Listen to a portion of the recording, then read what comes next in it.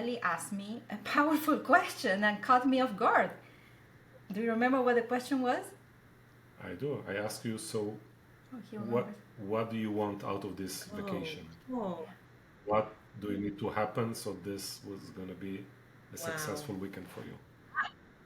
Isn't that I'm amazing? sorry, but I really need to applaud that.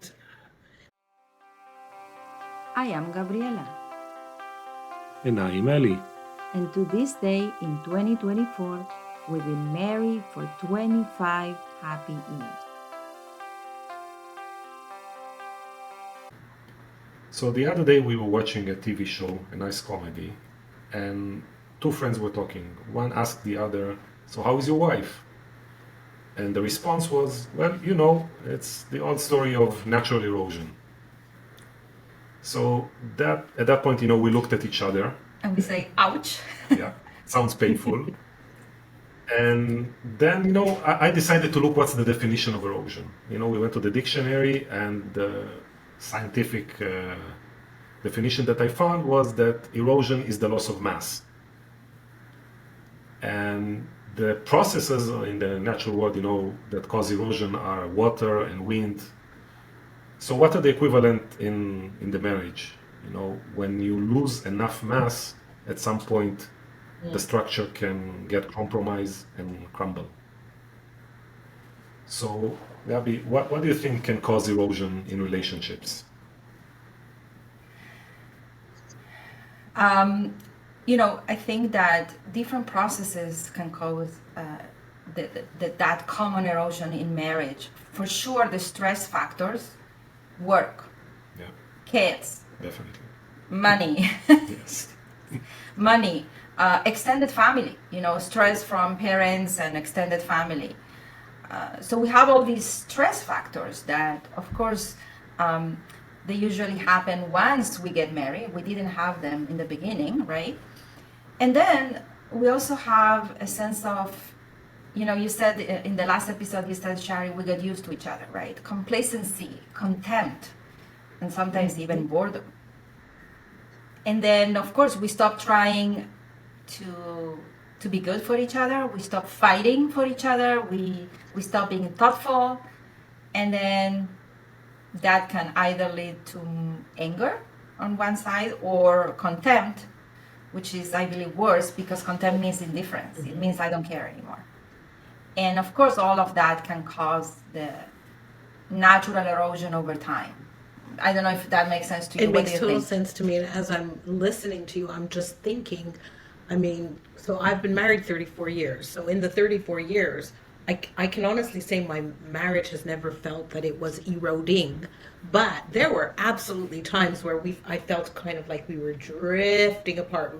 There was no deep into the ground, breaking through the mud erosion of our marriage. But there was this, let's just say the mud got a little thinner. The water came through and we were on either sides, but we always found our way back. So I'm just wondering, because I think we all experience moments of erosion, and then if it's continued, it becomes a chronic state in the marriage.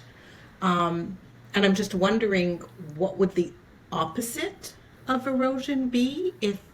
What would someone need to do when they're feeling that erosion happening in their marriage or in themselves, even as a partner?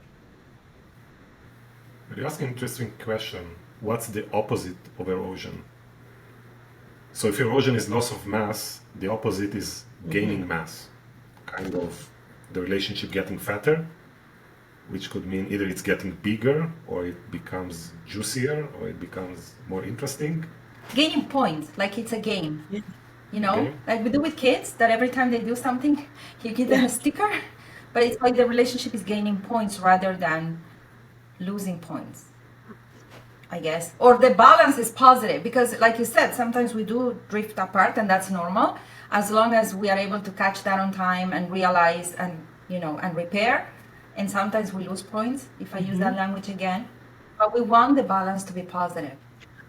I love, I think I love that. when we look at those I love that homes. because I'm like seeing kind of like a rubber band, you know, and it's not like a push pull in a fighting, combative kind of way. It's more of a push pull to see what it needs to gain mass. What does it need from me, and what do I need from my partner for this marriage to gain in mass? It's what a beautiful analogy you have here from one movie. Did you finish watching the movie, I wonder? It's a TV Oh, series. it's a series. We watch it Okay. religiously every week. But you know, you said what my partner needs. You probably don't remember, but because we women remember. You know, we women Yeah. remember everything, right? Of course, and men make Yeah. fun out of that. But you know why? Okay, I know I'm drifting off Why topic, but is you know that? why? Because we as women, we care about justice, right? And we Uh, don't. it's not that you don't care about justice, it's just that men are more wired to move forward, to create, to protect, to produce, to provide, and women are more wired to nurture and have justice, so everybody feels nurtured. So because we unconsciously are wired for justice, we are seeking justice, is that we have this ability to remember, and sometimes, oh, you went back to Hmm. events that happened. Anyway, so I remember we went on a mini getaway together 2 weeks ago, the two of us. For the weekend, we left the kids, and as part of nurturing our relationship. So on the way there, we were driving 3 hours, and on the way there, Elie asked me a powerful question and caught me off guard. Do you remember what the question was? I do. I asked you, so Oh, he what remembers. what do you want out of this Oh, vacation? oh, What do you need to happen so this was gonna be a wow. successful weekend for you? Isn't that I'm amazing? sorry, but I really need to applaud that because there are I very felt that few too. I was like, partners who will take themselves out of their own expectation, need, want, whatever on such a thing, and ask that question. Like, wow, I honestly. I know the answer wasn't obvious. We had to think about it. yeah, it made us think, because then I, of course, asked the same. I reciprocated with the same, and we had to actually think about what we want. But I think this is the first time you asked me that, and I believe this is so powerful, because after all, we want to come out of this mini vacation feeling fulfilled, and that it was amazing, and that we gave each other what we needed. But we don't assume we know Well, what that's the other one exactly needs, what I by was the way, just not going to even say. after 25 years. We always just assume when oh, it's just something that I know even myself and Nick, when, because we just came back from a 2 week vacation. We never asked each other that question. We made assumptions about what both of us wanted and needed from that. And the truth is, thankfully, we know each other very well and get along very well, that we actually, our assumptions were right. But how much deeper, kinder, and conversation, like how it draws us in as partners to actually have that conversation. That's nice. I know. It was amazing. I think I didn't compliment you enough about that question, so I'm doing this now on the podcast. Okay, Nice. thank you. Can we go back to the Yeah, let's go podcast? back. Let's And go maybe back. can we get more practical and talk about what can you need to avoid to prevent, erosion, potentially even reverse it? Let's start there. Yeah, we can definitely do that. But Shari, you ask what would be the opposite? If we just for a moment, I think the opposite of erosion that Elie talked about was the relationship getting fatter and having that constant um, desire, in a way. No, not that you desire your partner all the time, but um, yeah, it's that constant dance of tension and together, and tension and together, that keeps the relationship from being familiar, but at the same time interesting. Anyway, we'll get into the practical tips. Yes, let's do that. Okay, do you want to go?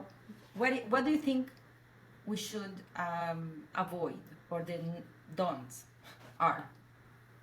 So avoid leaving the bathroom door open. I know it No, sounds but stupid. explain Yeah, why that. explain. I found it very odd that I spoke to different people Hmm. during my life, and they mentioned that they are so comfortable with their partner that there are no boundaries. There is no room for privacy. So they go to the bathroom, in front of each other, and I just found it odd. There are certain things Don't that need to happen. yes, Especially don't need to don't need to happen, be right? visible. That's really Yeah. funny because just the other day,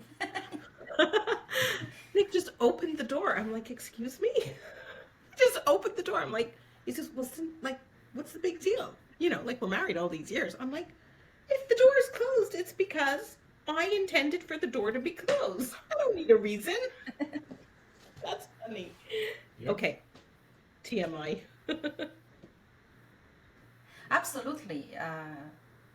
It's part of keeping respect and dignity, keeping your dignity. And like Mystery. the word that Ellie used, which I I like really that. like, is it's a clear boundary. It's an easy one, Yeah. actually. So that's a don't. Do you want to do all Yeah. don'ts or you want to go to a do? Let's go Okay. with the don'ts first. What else, Gabi? Oh, this is your thing, because I used to do that, and he called me on it. Don't summon me from the other room. Don't talk to me when you are 2 rooms away. Don't summon me. I'm not your. Not even someone. You start a conversation expecting me to hear, so I have to step up, walk, and say, okay, restart the conversation because I wasn't here.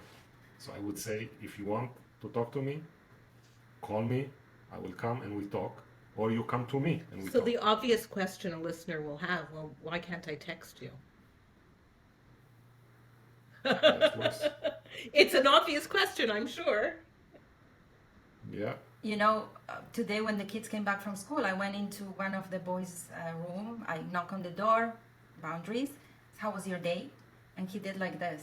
And then I said, did anything special happen today? Then he did like this. I said, look, if I wanted to text you for you to answer me with emojis, I wouldn't come to you. Talk to me. Use your Really words. funny, actually. I actually said Nothing that came to out him. of his mouth. That's actually funny. We're getting used to the emojis, right? So he was doing emojis, and I'm like, I ain't come to your room for emojis. I could text you for Okay, that. so that's a Anyway, don't. that's a don't, but also when you summon someone, It's like a pet. Here, boy, here, boy. yeah, that's right. It's like your dog. You call your dog, come here, It's right? disrespectful. It's disrespectful. That's so Yeah. true. It's like a pet. Um, I'll say another one, and is don't parent your spouse. you know, some people do, and they talk.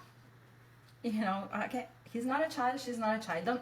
That's so unsexy when we parent our spouse. I think we should do a whole other entire episode on how to talk and argue with each other. Yeah, we can do that. I think that Definitely. really is a whole episode because as you're saying, don't do that. I'm thinking, there really are a lot of people who are skilled at many wonderful things, but maybe not at the art of communication and some people just don't have that in them. They have to be kind of trained, reminded, practice, and learn how to talk to their spouse who is an equal in a way that is very inviting and not I can't find the word I'm looking for, but like not putting them on the defensive, let's say. And you know how many times I'm sure you'll agree with me. We hear women say, "Well, I have, let's say, 4 kids because one of them Right. is my husband." That's I- inappropriate, and that doesn't help. It creates erosion. Absolutely. So, yeah, Another one is to call each other mom and dad. you What you taught call me that. when spouses call each other mom and dad? What? I used to do that when the kids were young. When I was talking to him in front of the kids, I would say, "Dad." And one day he said to me, "What did you say to me?" Don't call me dad, right? I'm not your Wow, dad. that's interesting. I wonder how common that is because that's one I'm not familiar with in our own. I wonder. You realize I'm going to get off this now and ask my husband, did we ever do that? Because maybe we did. Maybe. Yeah, so you're right. I shouldn't call you dad, right? We shouldn't bring our parents into our Exactly. relationship. So I shouldn't call you that, and the kids can call you that, not me. That's not Yeah. sexy. In other words, um, I would also say protect the reputation of your spouse. Maybe it's a do, and the don't of that is don't gossip about them with your parents or friends. Sometimes we have conflict. Don't run to your parents to talk badly about your spouse, because then the last thing you'll remember is that. And then your spouse becomes the best person ever, but they'll remember what you told them. You're ruining their reputation. So keep the dirty That's laundry a at big home. one. Very That's a big. huge one, right? Absolutely. With friends, especially for women, with friends, with families. Yeah. Protect the reputation of your spouse. Your relationship is holy. It has a holiness. It's our job to protect it so it becomes That's holy, a really right? big one. I'm glad it's out there. Forgive me, Gabi, for how I've seen. I talked about you today. What have you done? I spoke to my colleagues about how you don't allow me to choose the color of the drapes for my office. I don't allow you. You texted and asked me, Yeah. what color should I choose? I answered you. I didn't say I don't allow you. And you chose the wrong one, and now we are having a conversation. Well, he I don't says- understand your choices. He doesn't understand. I said, I don't really care. You asked me, I answered. If you don't like, why did you ask me? Just choose it. It's his office. It's not a common area. It's his office. But yeah, I've seen it. okay. We'll take care of that later. Okay. How to punish your partner. It's another episode. Yeah. You should also not contradict your spouse, especially in front of your Oh my children. gosh, these are golden rules. Yes. Aside and say, why did you do that? Why did you say that? I don't agree. But never in front of the children, yes. Keep the sense of unity in front of the children and also in front of other people. We've been with couples that they talk each other down in front of it. It's not only uncomfortable for them, it's uncomfortable for us to watch that. Yeah, absolutely. I think the next one is a big sign of advanced erosion. You don't sleep outside the bedroom. You don't sleep separately. Would that stand true? Yeah, Also don't- for, Even if would you that don't stand agree. true also for going to bed angry and not talking to each other until let's say the next morning or the next day? Well, ideally, you resolve, your conflicts before falling asleep. That would be in the ideal world. But sometimes, you need to cool off. You need to think, formulate what you're going to say, and you need more time. So, still stay in the same bedroom Yeah. and wake up the next morning with a cool head, fresh mind, and continue the conversation then. Don't go to another room separately. You're creating a big virtual Oh my God, wall absolutely. between. And that action is louder than anything a partner can say or not say, right? By taking, let's say, your pillow and walking out to another, the couch. That's like bailing. Like you're bailing Yeah, a there you relationship. go. That's another biggie. Ooh, juicy. It's good. Let's get into the do's. Yeah. Go ahead. So I will skip close the door of the bathroom, of course. We already talked about it, but this is one that I do.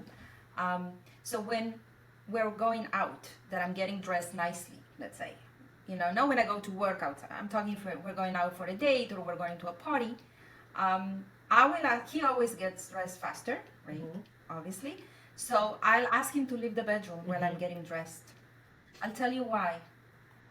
Because usually I will try a few outfits before I choose one.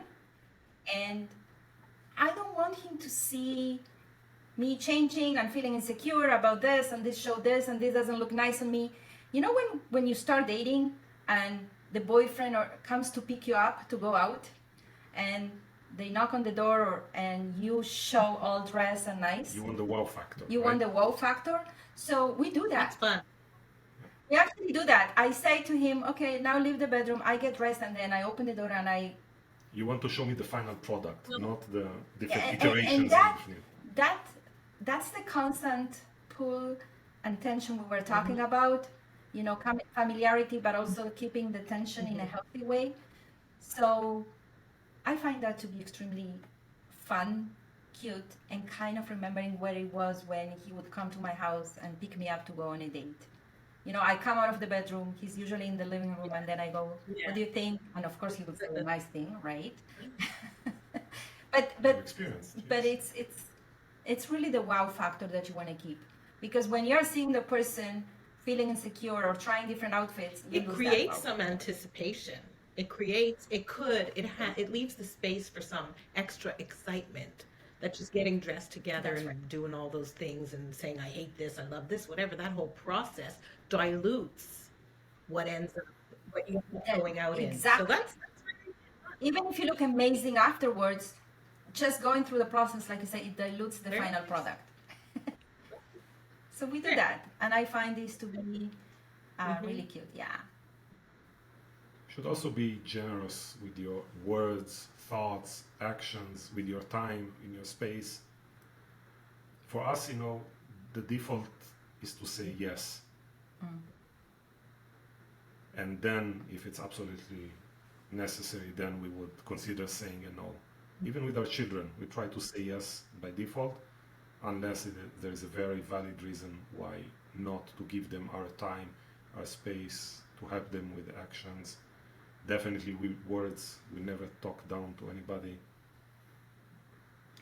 Yeah, we use, as I say, I think I wrote that in one of the Friday posts, that a marriage is a contest of Hmm. generosity. And like Ellie said, there are different ways to be generous, of course, with your space and with your time and actions and thoughts. But thoughts is also about how you choose to think about the other person, because I gave that example. The other person might be very stubborn, but you can also look at that as a very determined or, strong, Hmm. willing person. It depends how you choose to look at that. And that's always a choice. And the idea of generosity is to expect nothing back. Otherwise, it's I not think what's generosity, of interesting course. about looking for opportunities to be generous without, of course, it impeding on your own, let's say, primary or even secondary need, something that you need.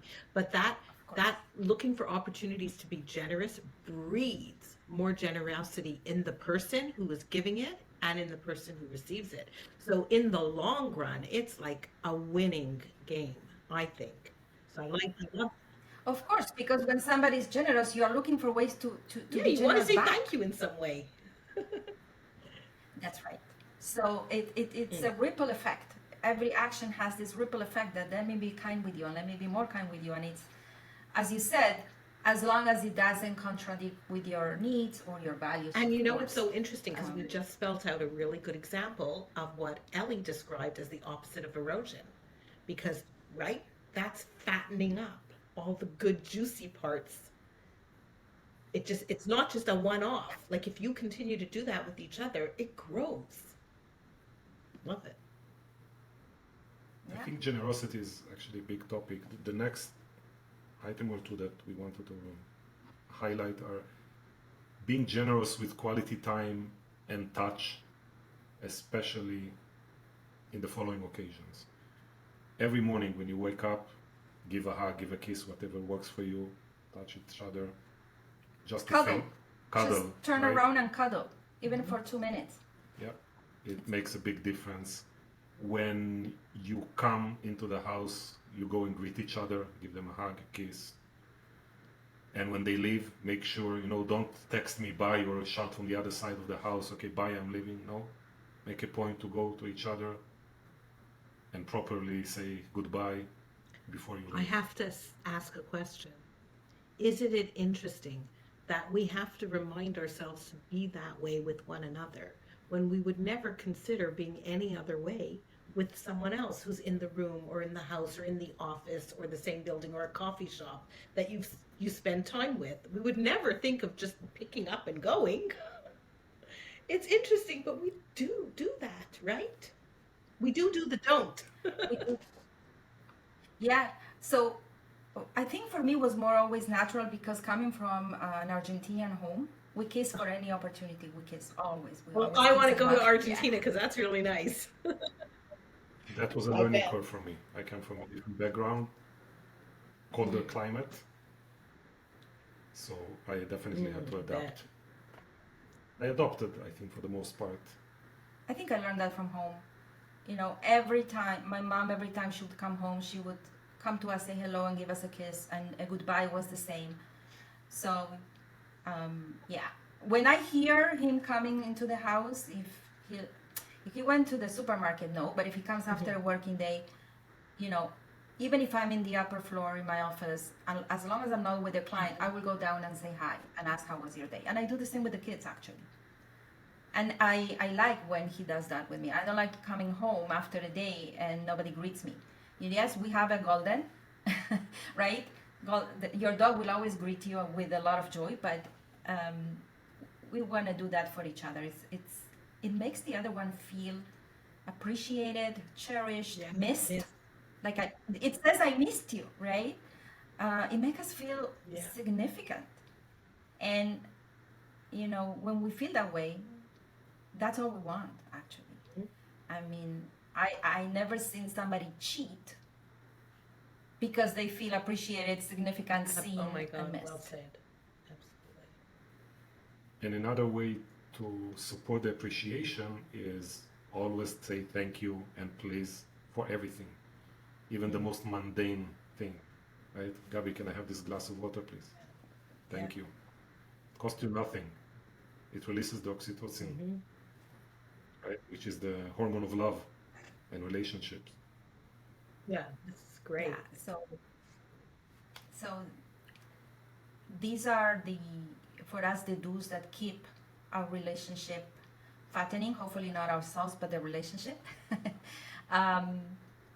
and nurtures. Because what we want is to build a home, not a house, right? A home that can support everybody's growth and dreams. And the way that I look at that, if we kind of wrap up what we've been discussing, is that how do you fatten, if we go with that analogy, how do you fatten your relationship? You pump it with vitamins. And these do's and don'ts for me are like vitamins to the relationship, right? They build that critical mass, they have a compounding effect, and they truly protect the relationship. They build a very strong immune system for this relationship, so not external forces can interfere with it. If we use that analogy of you know, the body and immune system, and then it doesn't matter who's at work, and it doesn't matter who's there, because we are strong. We have a very strong immune system. So it's about taking our vitamins. I love it. Touche. So how about we stop here? And if you found this useful or you have questions, leave us a comment, like, subscribe, and we'll see you in the next episode. Thank you, Shari. Thank you.